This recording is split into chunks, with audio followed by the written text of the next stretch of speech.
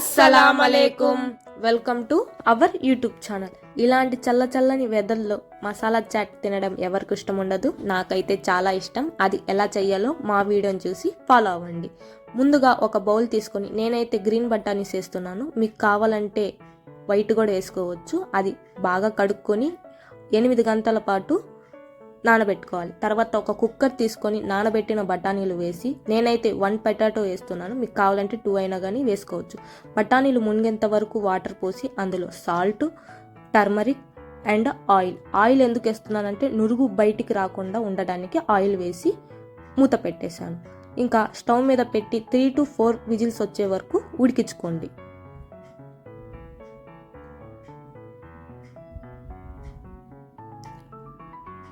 Cooker pressure వెళ్ళిన తర్వాత ఈ మాత్రంగా ఉడికించుకోవాలి. చూసారు కదా పొటాటో ఎంత బాగా ఉడికిందో.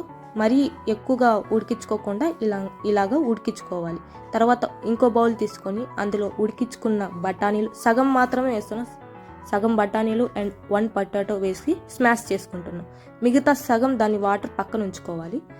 స్ట్రీట్ స్టైల్ అంటే ఇవన్నీ లేకపోతే ఎలాగా, అందుకని కొద్దిగా పీనట్స్ అండ్ రెడీమేడ్ పానీపూరి తర్వాత కార్న్స్ వేసి ఫ్రై చేసుకొని పక్కన ఉంచుకోవాలి. ఇందులో 2 అయినా కానీ ఉంటే సరిపోయేది. ఇంకా మెయిన్ పార్ట్లోకి వచ్చేద్దాము. ముందుగా బాండిల్ పెట్టుకొని అందులో బటర్ వేసుకున్నాను. మీరైతే ఆయిల్ కూడా వేసుకోవచ్చు. ఒక మిక్సీ జార్లో 3 to 4 చిల్లీస్ అండ్ కొత్తిమీర వేసి గ్రైండ్ చేసుకొని వేసుకోవాలి.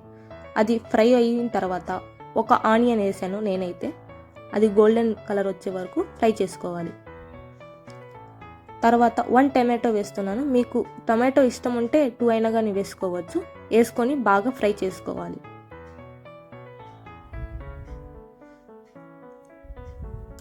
అందులోనే గింజల్ గార్లిక్ పేస్ట్ వేసి ఫ్రై చేసుకోవాలి.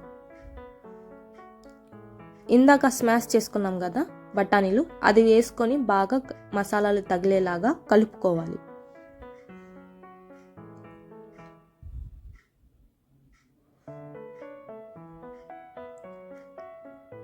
అందులోనే ఇందాక మేము సగం బఠానీలు దాన్ని వాటర్ వేసుకున్నాం కదా, అది కూడా వేసుకొని బాగా మెత్తగా కలుపుకోవాలి. అది లో టు హై ఫ్లేమ్లో పెట్టుకొని బాగా ఉడికించుకోవాలి. వాటర్ అనేది అబ్జర్వ్ అయ్యిద్ది ఈ మాదిరిగా. అందులోనే salt and garam masala, coriander powder and chilli, లాస్ట్లో చాట్ మసాలా ఉంటే వేసుకోవచ్చు, లేకపోతే స్కిప్ చేసుకోవచ్చు. ఒక్కసారిగా కలుపుకోవాలి అన్ని మసాలాస్ పట్టేలాగా.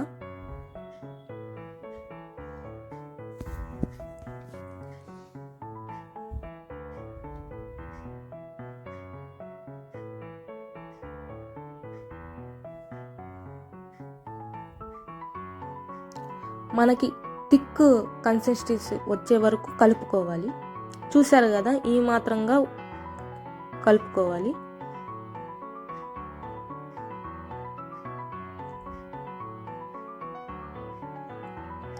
3 to 4 minutes బాయిల్ చేసుకుంటే సరిపోయిద్ది.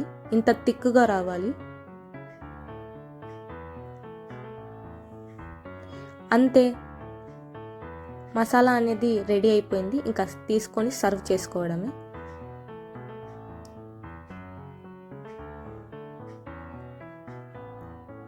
హెల్దీగా ఇంట్లోనే చేసుకుంటే ఇలా బాగుండిద్ది. బయట తిన్నానంటే తెలుసు కదా మీకు.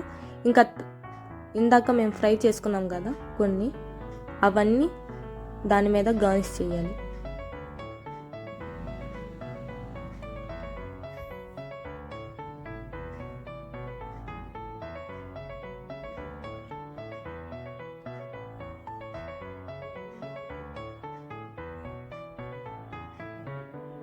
ఇంకా ఫైనల్గా ఆనియన్స్ లేకపోతే ఎలాగా, ఆనియన్స్ వేసుకొని కొద్దిగా కొత్తిమీర అండ్ లెమన్ పిండుకొని తినేయడమే. ఇంకా ఇలాంటి సింపుల్ రెసిపీస్ కావాలంటే మా యూట్యూబ్ ఛానల్ని ఫాలో అవ్వండి.